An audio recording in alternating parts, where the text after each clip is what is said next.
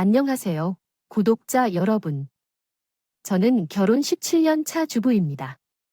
전업주부라고는 할 수 없지만 친구의 가게를 도와주면서 생활비 정도는 벌고 있어요. 솔직히 말씀드리자면 17년의 결혼 생활 동안 계속해서 결혼을 후회했습니다. 눈에 넣어도 아프지 않을 정도로 딸만 아니었다면 진지하게 갈라섰을 것 같은 생각이 들 정도였어요. 그래서 가족들이 그렇다고 하는 생각으로 열심히 생활했죠. 일단 제 남편은 굉장히 무뚝뚝한 사람입니다. 게다가 엄청난 자긍심을 지니고 계셔서 이런 말을 하면 결혼 전에는 몰랐다고 하기도 하고 재테를 하는 사람도 있더라고요. 잘 알아보지 않고 속전속결로 결혼했으니 모두 재테라고 말합니다. 하지만 제가 할 말도 있어요. 결혼 전 남편은 제와 같은 동네에 살았고 짧게는 해도 제 부모님과는 연이 있는 이웃이기도 했답니다. 어릴 적 우리 아버지께서 돌아가신 것을 언급했는데 시부모님과는 친분이 있다고 언급했었기 때문입니다. 물론 그것은 기억이 제대로 남지 않는 과거였습니다.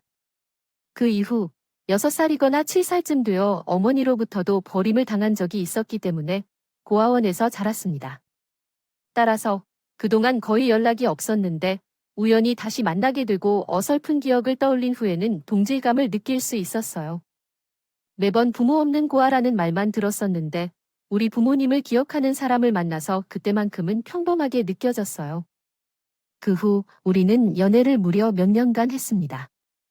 그때까지는 정말 남편으로서의 역할을 제대로 해낼 것 같았어요. 다정했고 돈에 인색한 사람도 아니었어요. 정말 한순간에 사람이 바뀌었네요. 연애할 때는 여행 가고 함께 무언가를 하는 걸 좋아하는 사람이었는데 결혼 후에는 집 밖으로 한 발자국도 움직이기 싫어했습니다. 그리고 매번 무언가를 말하려다가 입을 꾹 다물고 있었어요. 이 인간이 내 피를 말려서 죽이고 싶은 게 아니라면 이런 일이 일어날 수 없다는 생각이 들 정도였죠. 더구나 예전에는 날씬했지만 어느 순간부터는 살이 생기더군요. 돈을 절약하기 위해서 회사에서 폭식을 시작했어요. 저는 사기를 당한 느낌을 강하게 받았어요. 그래서 저도 아이를 낳은 이후 즉시 일자리를 구해야 했네요. 적어도 집에서 사용하는 용품이라도 자유롭게 쓰기 위해서요. 싶어서 그랬지만 그게 통하지 않았어요. 그 사람은 애초에 타고나길 잘인 고비로 태어난 사람 같았네요. 어느 날은 제가 버린 쓰레기를 봐서 뒤적거리더군요. 이게 무슨 짓이야? 거실이 더럽게 만드는 걸 밖으로 내보낸다고 왜 도로 가져가서 그래? 쓸 수 있는 것도 당신이 버리니까 그렇지. 이거 치약도 멀쩡한데 이제 나오지도 않아. 그냥 제발 좀 버리자. 응, 이거 잘라서 쓰면 7번은 더 써. 그리고 물티슈도 버리지 말고 차곡차곡 모아 잘 말려서 다시 쓰면 된다니까. 이미 그걸 썼잖아. 그런데 그걸 또 빨아서 쓰라고? 수건도 그렇게 안 쓰겠다. 너덜너덜해진 걸 안 보여? 먼지 제거할 때도 좋고 바닥 청소할 때도 그걸로 쓰면 돼. 물 새는 것도 안 아깝다. 그 비용이 훨씬. 더 내용을 보면 물티슈가 훨씬 더 비용이 많이 들어 당신은 안 살 거라는 것을 계산해 봤어요. 그래서 최대한 절약하는 방법을 사용해 보아야 해요. 그리고 당신이 가게에 부순 것을 가져와 봐. 하루하루가 원래 판 위를 걷는 기분이었어요. 이런 말이면 그냥 지나갈 것 같지만 본인이 스스로가 가장 절약을 하는 것을 알면서 눈치를 살짝 살 수밖에 없어요. 결혼 초에 다녔던 회사에서는 식사를 제공하지 않았고 그때는 도시락을 가져가는 것은 물론 커피 하나 마시지도 않았죠. 출근할 때는 버스를 탔고 퇴근할 때는 운동을 하기 위한 변명으로 걸었어요. 그래서 그때는 정말 빙빙 말랐었어요. 이직해서 회사에서 중식을 받기 시작하면서 점점 뚱뚱해졌어요. 제공해주기 시작했으며 셔틀버스는 따로 운영돼 이후부터 살이 오르기 시작한 것이었습니다. 그런데 그 아들을 유일하게 멋지고 듬직하다 해주는 분도 계셨습니다. 아들은 자신의 눈에는 영화배우라고 시연했었죠. 하필이면 시골 집과의 거리가 가까워서 늘 부딪혀야 했네요. 시어머니는 꽤 제게 잘 대해주셨어요. 문제는 그 감정 기복에 맞추기가 굉장히 힘들었다는 거였습니다. 결혼 후 초반에는 정말 제 스스로가 미치겠다고 생각했습니다. 그때 제가 임신을 하고 입덧으로 힘들어하고 있을 때였는데 시어머니가 찾아와서 제가 그나마 먹을 수 있는 죽을 만들어 주셨어요. 감동적이었어요. 그러나 그것을 먹고 있을 때 잔소리가 시작되었어요. 입덧이니 뭐니 하지만 넌 이렇게 집에서 늘어져 있으면서 내 아들은 불쌍하게 힘들게 일하고 와서도 발길이 들어야 하는 것 아니야. 내 집안일은 그래도 제가 다 하고 있어요. 걱정 마세요, 어머님. 너도 입덧하는 티는 좀 내지 말아라. 가뜩이나 이것저것 신경 써야 하는 아이야. 요즘에 아들이랑 자주 다투는 것 나 잘 알아. 나는 얼마 전에 문 앞에서 들었어요. 아, 요즘 들어서 자꾸 물건 사용하는 것도 싫어하고 봉지도 못 버리게 해서요. 그게 왜 알뜰한 거지? 아, 뭐 어때? 나는 만삭에 배가 불났지. 혼자서 발 담그르면서 사는 것도 안쓰러운지 아나? 너, 그러는 거? 아니에요. 남편이 힘들게 일하고 온다면 제가 더 허리띠를 졸라 해야겠다는 생각을 하게 됩니다. 아들 같은 남편이 없어. 제가 그날 먹은 것을 모두 올렸어요. 제게 잘해주시는 분이 맞지만 아들 문제에 대해서는 너무 예민하신 분이었어요. 그럼에도 노력해서 잘 해보려 했죠. 어머니보다 훨씬 뛰어난 분인 것 같았어요. 특히 시아버지께서 결혼 직전 암투병을 하시고 돌아가셔서 부담이 많았을 텐데 시어머니와 남편이 꽤 고생한 걸 알았지요. 그래서 그때 참고 견뎠어요. 아직 남은 빚을 정리하면 괜찮을 것 같아요. 생각해 본 적이 있어요. 그래서 아이를 낳은 후에 바로 일을 시작한 것도 있습니다. 하지만 그 기간이 1년, 2년, 3년이 흘러도 이전과 달라지는 것이 없더군요. 한 번은 답답해서 남편을 잡고 물었던 적이 있어요. 이제까지 받은 월급도 대부분 다 당신한테 좋은데 아직도 우리 빚이 많아. 한참 속 시원하게 말을 좀 해줘. 몰라, 뭐 악이라고 잔소리할 때만 말해. 다른 때는 우리 대화도 안 해. 진짜 해도 너무한 거 아니야? 이제 애도 유치원 다니고 할 텐데 빚지는 정도 있고 교육비는 어디에 써야 할지. 이런 얘기라도 해야 될 거 아니야? 유치원부터 무슨 교육비와 다른 집 한다고 다 따라할 생각하지도. 당신의 메시지를 이해하기 어려운 부분이 있습니다. 본 내용을 다시 요약해보면 제대로 이해하기 쉬울 것입니다. 제가 보냈습니다. 그리고 고아원이라는 곳에는 많은 아이들이 있었어요. 우린 누군가 후원해준 물품들을 나눠 쓰고 물려입는 게 당연했던 사람들이었어요. 몽당 연필처럼 짧은 크레파스도 돌렸어야 했네요. 학교에서 준비물이 있다고 할 때마다 거의 비슷한 시기에 한 가지 물품이 필요해서 서로 좋아하는 색깔 몇 개를 휴지에 돌돌 말아간 적도 있었습니다. 당연히 주변 친구들은 그걸 놀렸고 저는 애써 아무렇지 않은 척 했었어요. 하지만 그때의 기억이 여전히 생생한 것을 보면 그때 받은 상처가 크다는 걸 스스로도 인정해야 했네요. 작은 구멍은 시간이 지나면 바람에 쓸려온 모래의 흔적이 지워집니다. 하지만 너무 커다란 구멍은 늘 그것. 자리에 뻥 뚫린 상태로 있는 법이죠. 아직까지도 제 마음에 남은 상처처럼 말입니다. 그래서 적어도 제 딸에게만큼은 절대로 그 비슷한 것도 남기고 싶지 않았어요. 눈치를 보고 돈에 연연하는 그런 아이로 키우고 싶지 않았죠. 구김살도 없고 당당하게 자신감도 있고 솔직한 아이로 자라기를 바랬습니다. 하지만 모든 게 뜻대로 되진 않았어요. 부모가 자식의 거울이었나 봅니다. 엄마, 진짜 난 안 가도 된다니까? 뭐하러 그런 곳에 가 돈만 쓰고? 아, 진짜 돌겠네. 다른 것도 아니고 수학 여행이야? 그걸 안 가겠다는 거야? 해외 가는 것도 아니고 고작 국내? 그것도 배 타면서 돈을 그렇게 가져가는데 그걸 왜 나는 오히려 가는 애들이 이해가 안 가냐고. 너는 제주도 못 가봤잖아. 그럼 이참에 가면 되는 거지? 그러니까 제주도 뭐 하러 가냐고. 놀이동산이 있거나 구경거리가 있어. 온통 바다에 한라산 등반하고 거기다 말 타러 간다더라. 거기는 내가 왜 가야 하는 거야? 바다에서 놀고 한라산에서 식사하고 말 타고 놀러 가는 거지. 그러니까 제주도 가는 거라고. 엄마, 속 뒤집지 말고 다른 친구들처럼 어려서 다녀와. 알았어. 난 그냥 집에서 쉬는 게 좋아.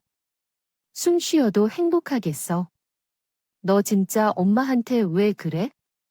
왜 안 좋은 것만 너희 아빠 꼭 닮았냐고. 너 돈 아까워서 그러는 거지? 엄마가 언제 돈을 타령했단 말이야? 나는 내가 돈이 없다고 말하는 것 같다고 말했어. 엄마, 당신은 나를 멋지게 키워주셨는데 왜 그런지. 아빠 친구들과의 추억은 좋지만 현실적인 것이 중요해. 친구들과 함께 추억을 만들 수 있는 학교 여행은 충분히 좋아. 하지만 돈이 부족해. 그냥 제발 돌아와. 사춘기가 온 딸이 어디로 향하고 있는지 방향이 이상해졌다. 반항하고 돈을 요구하고 잘 꾸미는 것을 좋아하는 나이였는데 그것과는 정반대로 나를 다가온 애가 있었다. 그 애는 어린이와 가까웠던 게 정말 신기했어. 초등학교 때부터 그런 증상이 나타나기 시작했고 중학생이 되면서 더 심해지기 시작했어. 화장을 하는 친구들을 보면서 비웃기도 했고 연예인들도 좋아하지 않았고 다큐멘터리를 보면서 동물의 왕 라이온을 가제하는 것을 보았어. 그런 내용을 잡아먹는 펭귄 이동 등을 주로 보았습니다. 엄마들 중에는 공감하실 분들이 계실 것 같습니다. 그래도 딸이지만 엄마와 함께 살면서 애교도 있고 그런 면에서 생각해 볼 때 그렇지 않나요? 그런데 이번에는 남편의 영혼을 잡아먹은 것 같은 딸이었습니다. 당연히 이 모든 책임을 남편에게 물었지만 그 인간은 대꾸조차 제대로 하지 않았어요. 적금인가 예금을 해야 한다며 제 월급 일부를 수취하는 것 말고는 입도 열지 않았거든요. 고구마를 삶아서 물 없이 먹은 것 같은 기분이었습니다. 가족들이 곁에 있는데도 너무 외롭게 느껴졌어요. 그래도 그나마 마음의 위안을 얻게 된 것은 그때쯤 내 집 마련을 계획하게 되었다는 사실입니다. 있었던 이유 때문이었어요. 딸, 우리 좋은 아파트에 들어갈 거야? 지금 엄마랑 아빠가 그래서 돈을 모으고 있거든. 너도 좋지? 지금 집은 아무래도 좀 그렇지.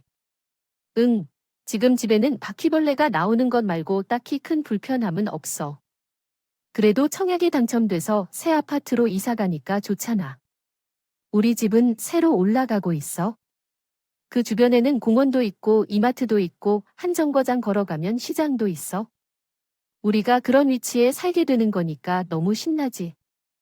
응, 엄마는 요즘 밥을 안 먹어도 배가 불러. 집이 다 거기서 거기야? 비 막아줄 지붕이 있고 내가 편하면 집이지. 너 또 할아버지 같은 소리 할래? 진짜. 당신은 이미 말했어요. 힘든 순간을 겪어왔는데도 이제는 아등바등하지 않아도 된다는 확신까지 생겼어요. 우리만의 안식처가 생겨 미래에는 남편도 전과 같은 모습으로 돌아올 것 같아서 바쁜 생활 속에서도 집안일을 하며 행복을 누렸어요. 그러나 행복은 막연하게 바랐던 순간에 거듭해 조각날 수 있다는 것을 깨달았습니다. 대출 문제와 관련하여 여러 문제를 조사하는 도중 은행 계좌에 접속하게 되었고 거기서 각 은행에 저축한 금액을 모두 확인할 수 있었어요. 그곳에 들어가 보니 남편의 통장에는 제가 상상했던 그 돈이 아직 남아있지 않았습니다. 사과드립니다. 다음은 교정된 문장입니다. 안 왔네요. 적어도 4년 정도는 모았어요. 할 돈이 어디에도 보이지 않았습니다. 저는 그걸 몇 번이나 확인하면서도 믿을 수가 없었어요. 그래서 물었죠. 시어머니 통장으로 모은 거야? 그게 아니면 그 돈이 다 어디 갔어? 남편은 대답하지 않았습니다. 뭐라도 말이라도 해. 어디 갔냐고 못해서 우리 중도금 7일 돈 급하게 좀 썼어. 뭐, 당신이 돈을 급하게 썼다고 말이라도 되는 소리야? 여보, 솔직하게 말해주면 안 될까? 당신이 번 돈만은 아니잖아. 나도 꼬박꼬박 다달이 쭉 저축해왔고 근데 급하게 뭐? 나중에 말해줄게. 지금은 좀. 그래 진짜 사람 미치게 하는 걸 보고 싶어서 그래 어디? 있었습니다. 일단 나중에 정말 급하게 쓴 거였어요. 금방 돌려놓을 생각이었어요. 하루 종일 따라다니면서 소리도 질러봤고 눈물도 흘려봤지만 남편은 말할 생각이 없어 보였어요. 그래서 저는 시어머니에게도 물었어요. 하지만 전혀 앞뒤 상황을 모르고 계셨어요. 제가 이런저런 것을 물어보니 어렴풋하게 눈치만 채신 듯 남편을 감싸네요. 그가 어련히 알아서 할까 내 나이 먹고도 남편을 몰라 묻습니다. 그 사람이 함부로 돈을 빌려줄 사람이 아닌 거죠. 어머님도 아시잖아요. 걱정 안 하셔도 돼요. 걱정할 것도 없어요. 난 우리 아들을 믿어요. 그리고 난 너도 그랬으면 좋겠다. 나중에 말하겠다고 했으면 걔가 정말로 나중에 말할 거예요. 애야, 아무리 그래도 이건 아니에요. 부부끼리는 서로를 존중해야 해요. 내가 이렇게 나을 줄 알았으면 나라도 말 안 했겠다. 그냥 가만히 있어. 괜히 밖에 힘들게 일하는 사람을 시끄럽게 하지 말고 주식으로 날린 걸까? 보이스피싱.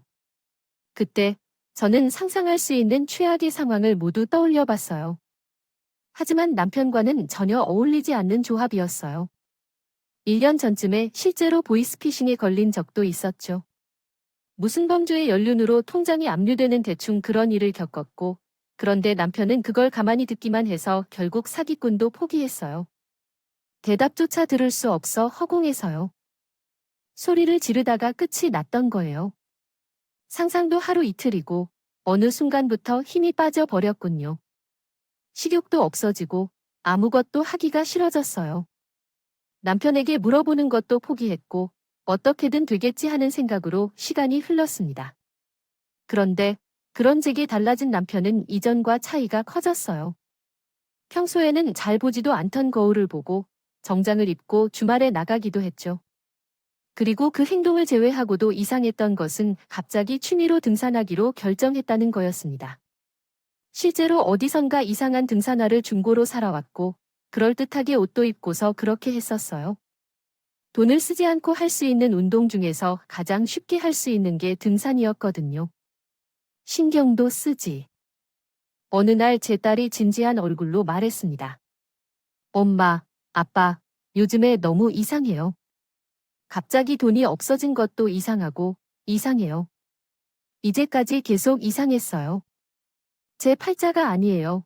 그렇게만 넘기지 마세요. 아빠, 바람 피우는 거 아니에요? 너희 아빠가 말이 되는 소리를 해주세요. 그 양반, 내가 머리부터 발끝까지 미워해도 여자 문제에 대해 믿어본 적도 없고 그런 일 위인이 되지도 않고 세상에 그럴 사람 따로 있어요.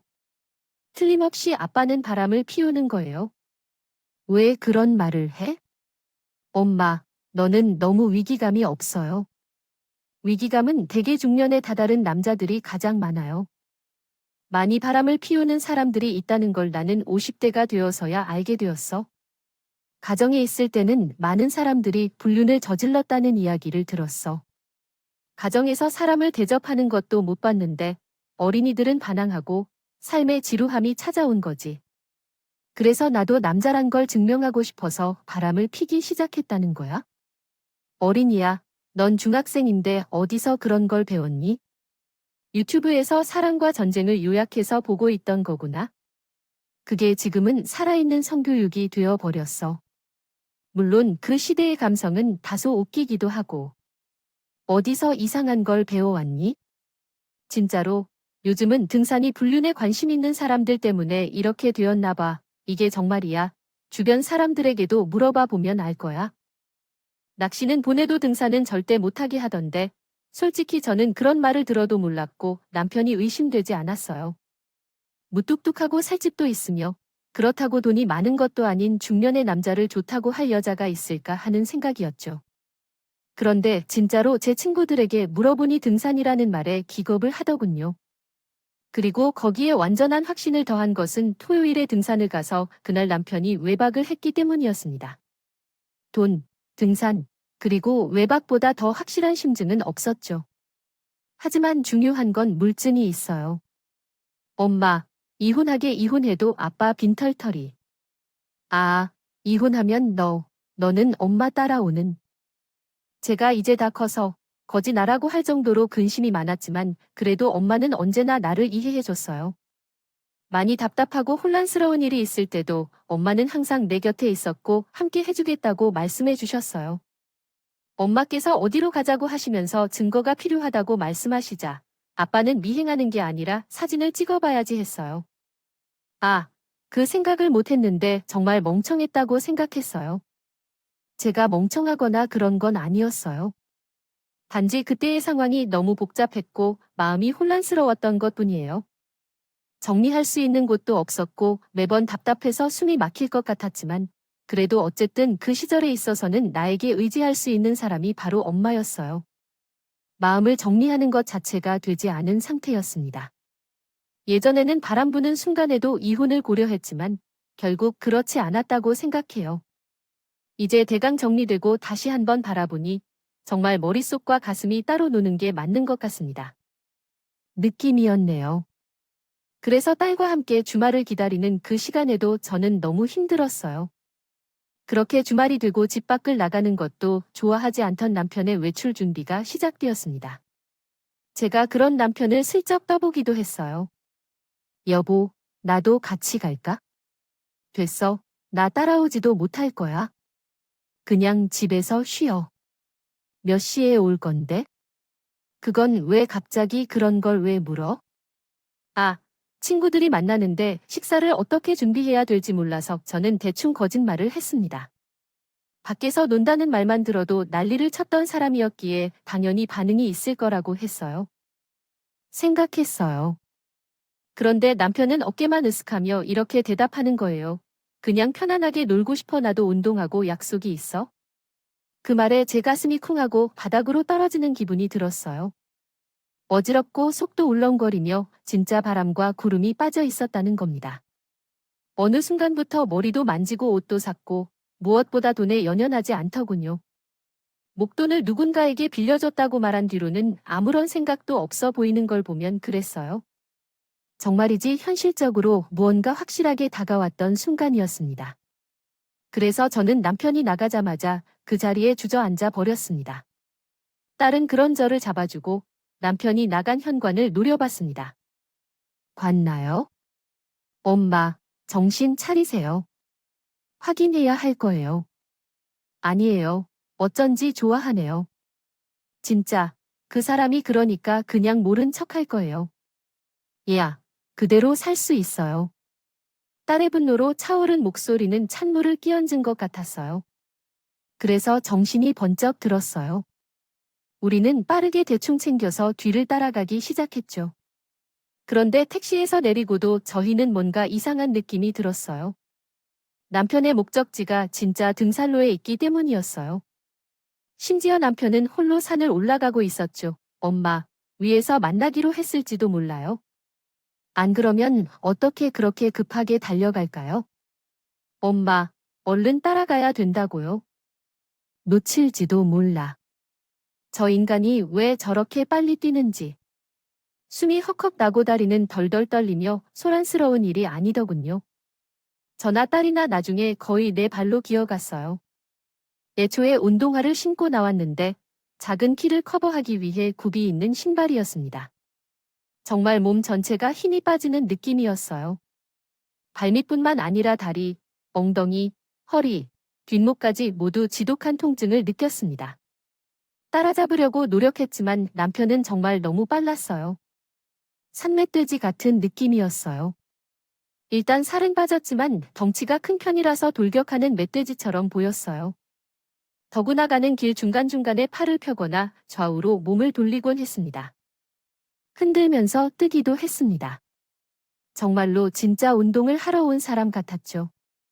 우리가 뭔가 잘못 생각한 거 아닐까? 바람을 누가 저렇게 펴도 그래도 모른다니까 저러고 어디서 만날지도 모르지. 엄마는 너무 아빠를 신뢰해. 다른 엄마들 같았으면 벌써 난리가 났을 텐데. 아니, 난 아무리 봐도 설령 운동이라고 해도 아빠 배 나오고 살찐 거 하루 이틀이냐. 갑자기 왜 운동하고 살을 빼겠다. 그건 안 이상해. 엄마가 매번 헬스라는 수영 가자고 할 때는 꿈쩍도 안 하는 사람인데 그건 돈이 드니까 안 하는 거고 갑자기 하고 싶어졌거든요. 어쨌든 포기하지 마. 끝까지 쫓아가야 된다고. 올라갈 때 저런 속도면 내려갈 때는 다람쥐처럼 빠를 걸 얼른 걸어. 딸의 말은 진짜였습니다. 남편은 거의 산을 내려가는 것처럼 빠르게 걸었어요.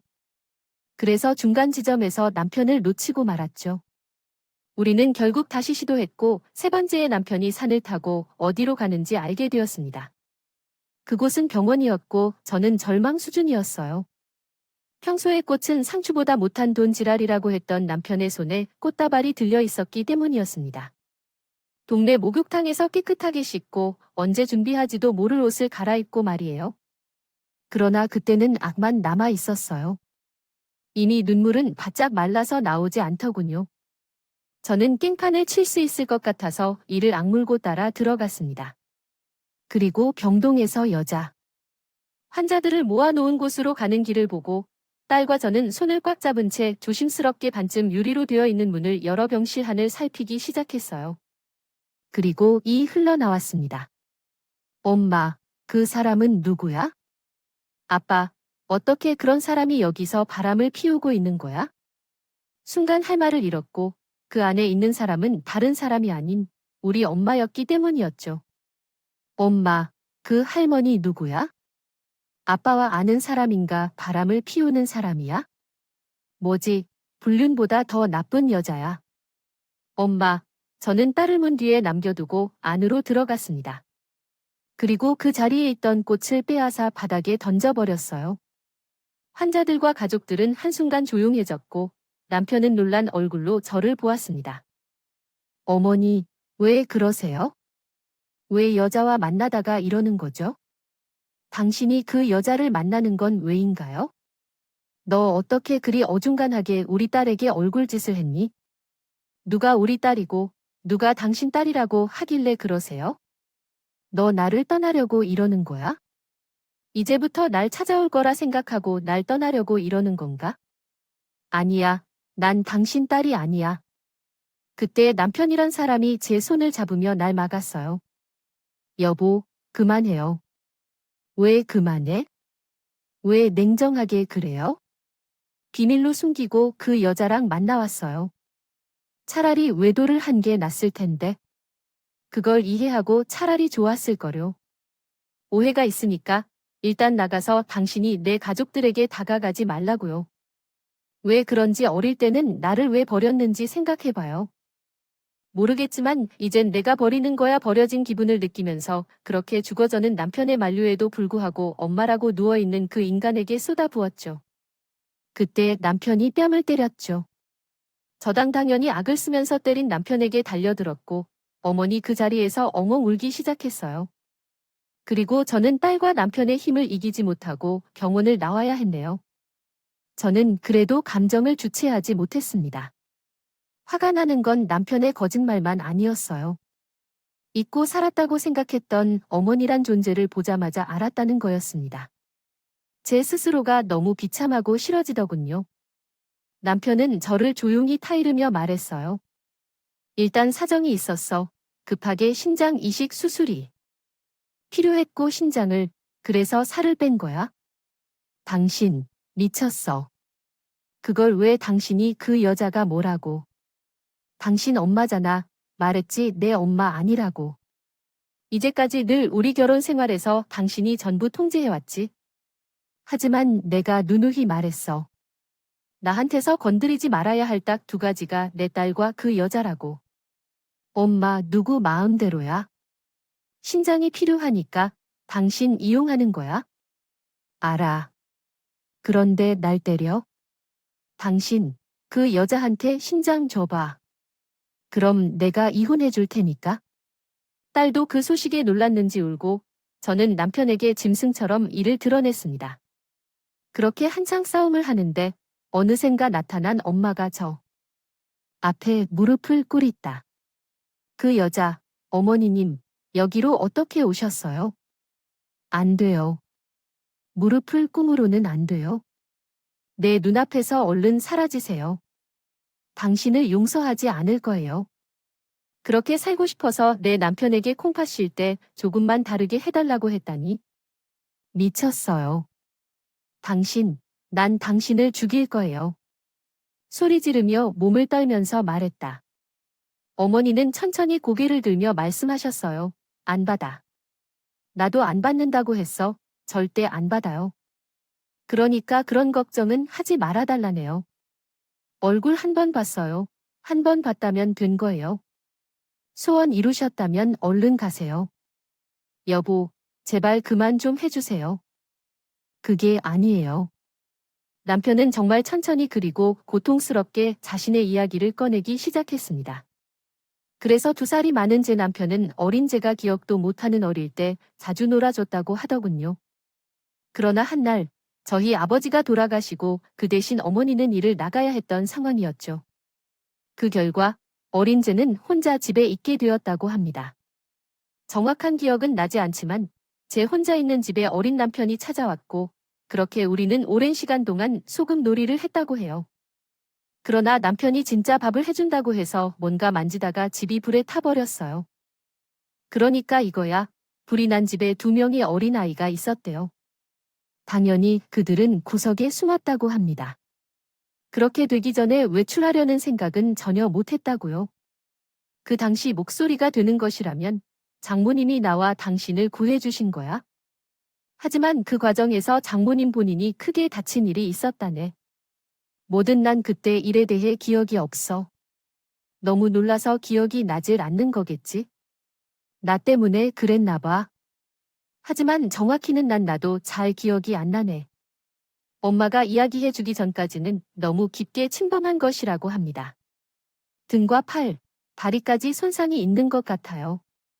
그러나 어머님은 그런 부상이 다 본인 탓이라고 생각했다고 하네요. 남편이 불을 지르는 일이 있었던 아이를 혼자 남겼다고 생각한 자신의 잘못을 인지하여 그래서 아이를 고아원에 맡겼고 돈을 벌어서 다시 찾아오겠다고 생각했습니다.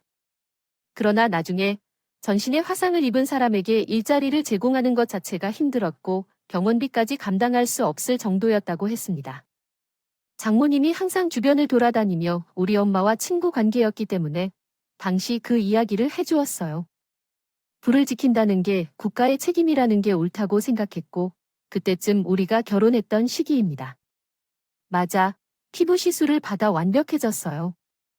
순 없었지만 어느 정도 예전과 비슷해질 수 있는 정도였어요. 그런데 얼마 전에 당신의 어머니가 쓰러지셨는데 내가 말하지 못한 것이 너무 죄송해서 이렇게 말하게 되었어요. 나도 그런 줄 정말 몰랐어요. 어렴풋이 뭔가를 만지다가 터진 기억이 있는데 그 이후로는 아무것도 기억이 나지 않아서 결국 꼭 내 잘못인 줄 알아요. 그래서 말이 적어지고 미안해요. 진짜로 나는 죽을 죄를 지었어요. 이 문제만 잘 해결하고 말하려고 했어요. 정말이에요. 나는 누구보다도 잘 아는데 당신이 가진 어머니에 대한 분노를. 그러나 그게 원래 내가 상대하려고 했던 거였나 하고 생각하니까 도저히 입이 다물어지네요. 한꺼번에 너무 많은 정보 때문에 머리가 아팠지만 요약하면 화재로 크게 다친 어머니가 날 버린 것이었고 남편은 자신 때문에 어머니를 그러게 한 것을 원망하며 결혼 생활 내내 미안해하며 어머니의 병원비를 충당하기 위해 자린고비처럼 살았다고 말했어요. 그 중에서도 가장 놀라운 건 시어머니이고 자신의 아들이 세상 최고라고 할 만큼 자랑스러운 분인데 신장 이식 수술을 찬성했던 그것에 대해 넌 모시기는 존재가 아닌 나 아들의 생명을 놓고 토론하며 너희 어머니가 2사람을 동시에 구하기를 거부했었다면 우리 아들은 죽었을 것이고 그러나 혼자 어떻게든 바보같이 행동했다. 해보겠다고 숨어버리는 말에 내가 그 은혜를 못 갚았어. 그래도 차라리 제가 할게요. 제가 너희 어머니가 가지고 있는 신장병은 유전적인 것이거든.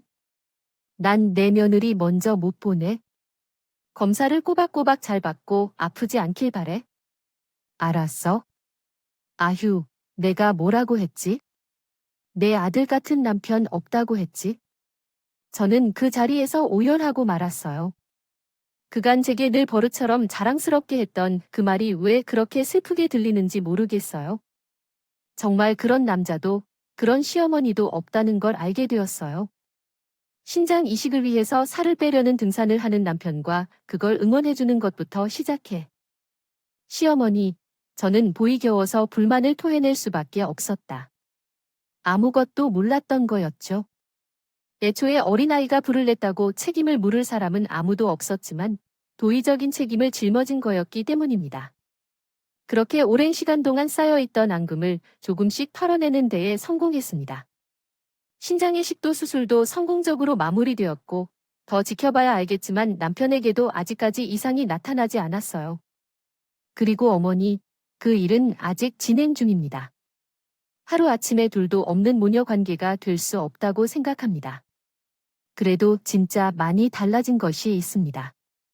남편이었고, 여보야, 우리 장모님, 그리고 엄마랑 같이 놀러 가기 위해 돈을 벌어야겠지요. 이제 더 약자처럼 아껴야 합니다. 우리 딸은 대학에도 보내고 집도 샀어.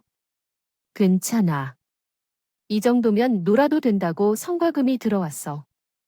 내가 다 써야겠고, 무슨 일 있으면 나한테 주라고 하더라. 싫으면 널 때릴게.